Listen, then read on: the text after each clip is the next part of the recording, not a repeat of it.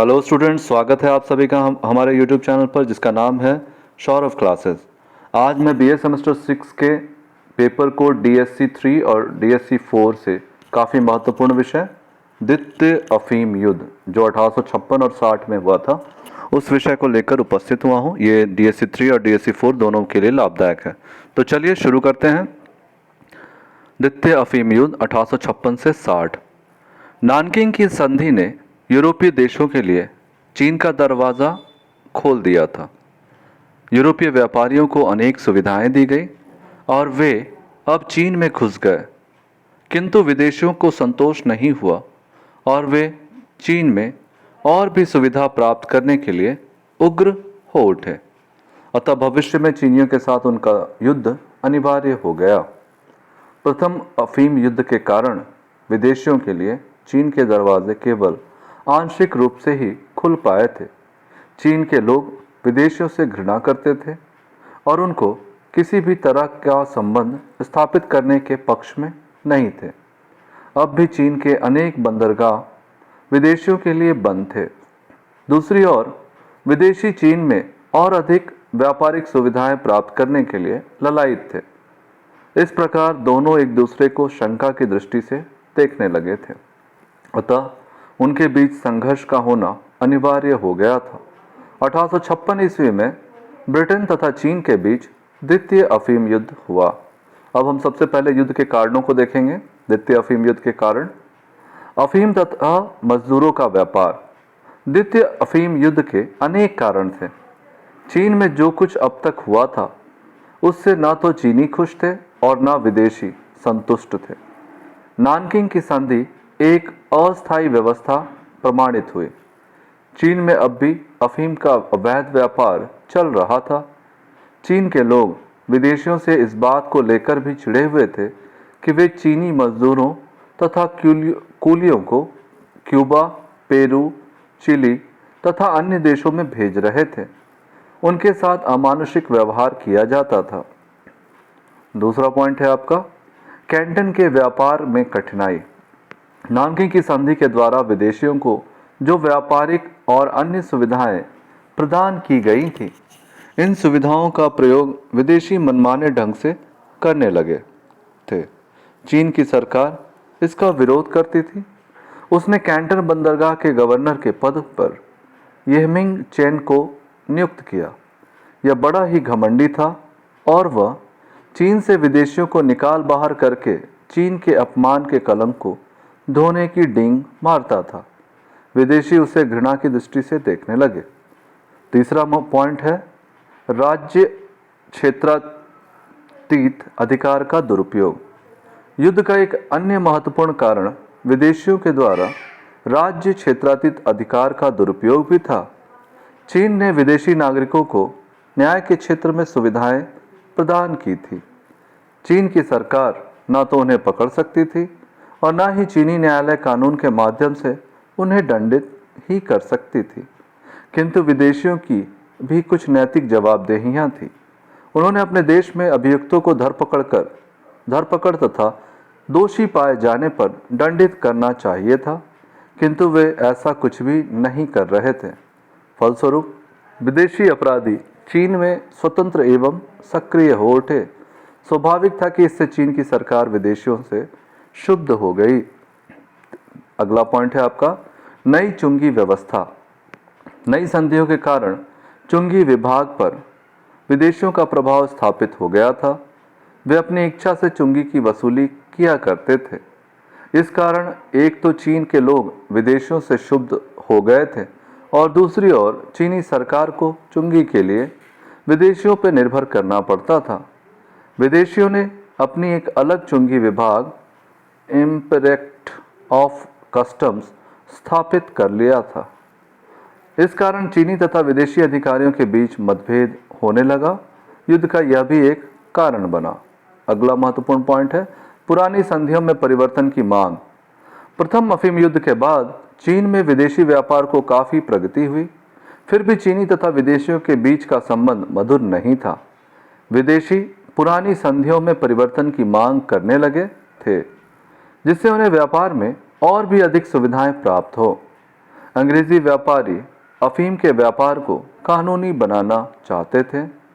चीन के भीतर जाने की मांग भी अब विदेशी करने लगे थे, किंतु चीन की सरकार उन्हें और किसी तरह की सुविधा नहीं देना चाहती थी। जनता भी सरकार के साथ थी। अगला महत्वपूर्ण पॉइंट है ईसाई मिशनरियों के कार्य। चीन में ईसाई मिशनरियों के द्वारा ईसाई धर्म का प्रचार तथा पश्चिम ढंग की शिक्षा की प्रगति भी युद्ध का एक महत्वपूर्ण कारण सिद्ध हुआ। चीन के लोग पादरियों के इन कार्यों से असंतुष्ट थे। उन्हें इस बात की आशंका हो गई थी कि ईसाई मिशनरियां न केवल उनके परंपरागत धार्मिक व्यवस्था पर आघात कर रही हैं, वरन उनकी सभ्यता संस्कृति का नाश कर तथा राष्ट्रीयता की भावना पर कुठाराघात भी कर रही हैं। पुनः ईसाइयों को राज्य क्षेत्रातीत अधिकार भी प्राप्त होते थे, अतः धर्म परिवर्तित चीनियों पर भी सरकार का नियंत्रण नहीं रह जाता था। इसके चलते भी दोनों के बीच संघर्ष की स्थिति पैदा हो गई। अब हम इसके तात्कालिक कारणों पर ध्यान देंगे। इस समय दो घटनाएं ऐसी घटी जिन्होंने द्वितीय अफीम युद्ध को अनिवार्य बना दिया। 1856 ईस्वी में लॉर्चा एरो नामक हांगकांग में एक पंजीकृत अंग्रेजी जहाज के कुछ कर्मचारियों को चीनी अधिकारियों ने कैद कर लिया। अंग्रेजों ने उनकी वापसी की मांग की। जब चीनियों ने इस पर ध्यान नहीं दिया तो अंग्रेजों ने कैंटन पर चढ़ाई कर दी। दूसरी घटना चीनियों के द्वारा एक फ्रांसीसी कैथलिक पादरी एबे शापेडीन की मौत की सजा दिया जाना था। इस कारण फ्रांस भी इंग्लैंड की ओर से चीन के विरुद्ध युद्ध में शामिल हो गया। इंग्लैंड और फ्रांस की सम्मिलित सेना ने टिटसिन पर धावा बोल दिया। फ्रांस और इंग्लैंड की सम्मिलित शक्ति का विरोध करना चीन के बस की बात नहीं थी। चीनी सरकार के सामने अब समझौता के अतिरिक्त कोई दूसरा विकल्प नहीं था। 1858 में दोनों के बीच टिटसिन की संधि हो गई। टिटसिन की संधि, इस संधि के अनुसार चीन के 11 बंदरगाह विदेशियों के लिए खोल दिए गए। इन बंदरगाहों में विदेशियों को रहने की अनुमति भी दी गई। कुल मिलाकर अब 16 बंदरगाह विदेशियों के लिए खुल गए। प्रशांत महासागर तट पर स्थित लगभग सभी महत्वपूर्ण बंदरगाहों में विदेशियों को अपनी बस्तियां बसाने और स्वतंत्र रूप से व्यापार करने की सुविधाएं भी प्रदान की गई। रूस तथा अमेरिका के व्यापारियों को भी ये सारी सुविधाएं दी गई।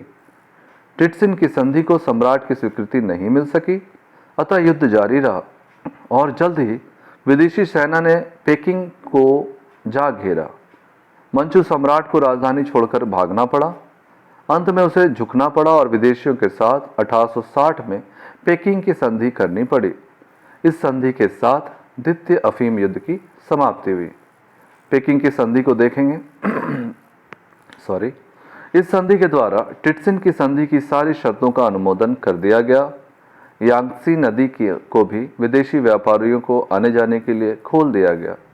आयात निर्यात का मूल्य 5% निश्चित कर दिया गया, जिससे चीन की सरकार परिवर्तन नहीं ला सकती थी। ईसाई मिशनरियों पर से सारे प्रतिबंध हटा लिए गए। पाश्चात्य देशों को पेकिंग में अपने राजदूत रखने की सुविधा दी गई। इन शर्तों के फलस्वरूप चीन का अधिकांश हिस्सा विदेशी व्यापार के लिए खुल गया। इस प्रकार दूसरे अफीम युद्ध ने प्रथम अफीम युद्ध के अधूरे कार्य को पूरा किया। अब हम द्वितीय अफीम युद्ध के परिणाम तथा महत्व को देखेंगे। अफीम युद्धों ने निम्नलिखित प्रभाव बड़े ही महत्वपूर्ण सिद्ध हुए। पहला, चीन की कमजोरियों का पर्दाफाश।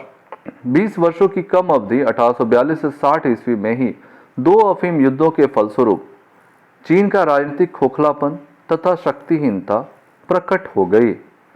चीन की महानता तथा उसकी गुप्त शक्तियों की पौराणिकता की दीवार टूटकर चकनाचूर हो गई। मंचू सरकार की सेना आधुनिक अस्त्र शस्त्रों से सुसज्जित विदेशी फौजों के आगे नहीं टिक सकी। 2 जबरदस्त हारों से मंचू राजवंश की नींव हिला दी और इसका पतन अवश्यंभावी हो गया। दूसरा, चीनी संप्रभुता का नाश।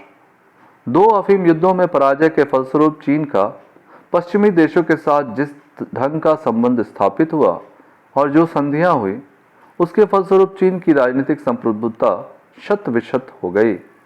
चीन ने विदेशियों को जो 2 अधिकार दिए, अतिशय सम्मानित राष्ट्र मोस्ट फेवर्ड नेशन तथा राज्य क्षेत्रातीत अधिकार राइट ऑफ एक्स्ट्रा टेरिटोरियलिटी और चुंगी व्यवस्था पर विदेशी नियंत्रण को स्वीकार किया।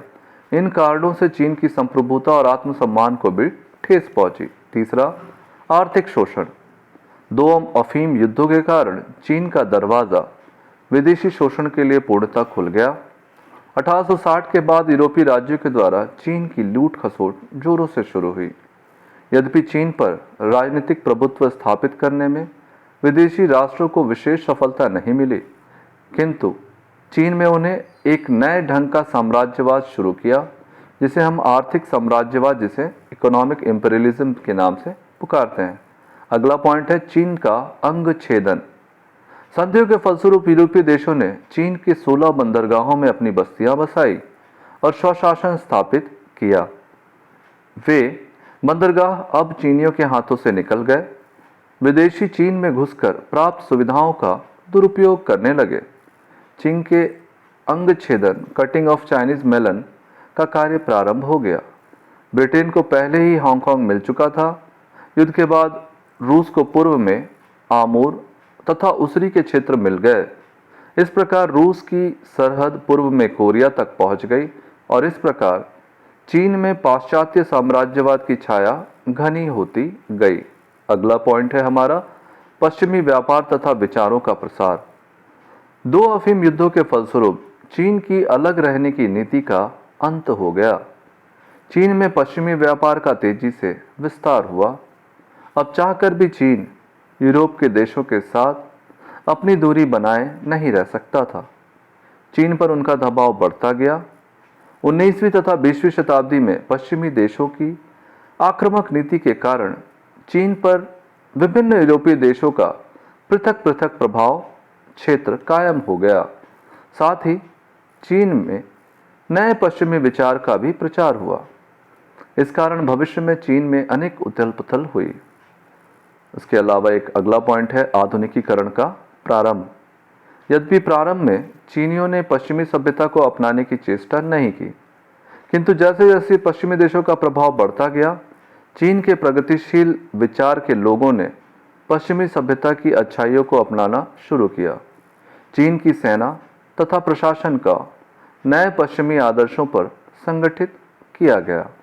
इस प्रकार धीमी गति से चीन में आधुनिकीकरण की प्रक्रिया शुरू हुई, किंतु चीन के लोगों को विदेशियों के द्वारा जो अपमान सहना पड़ा था तथा वे उनके साथ जैसा अभद्र व्यवहार करते थे, इन बातों को चीन के लोग कभी नहीं भूल पाए।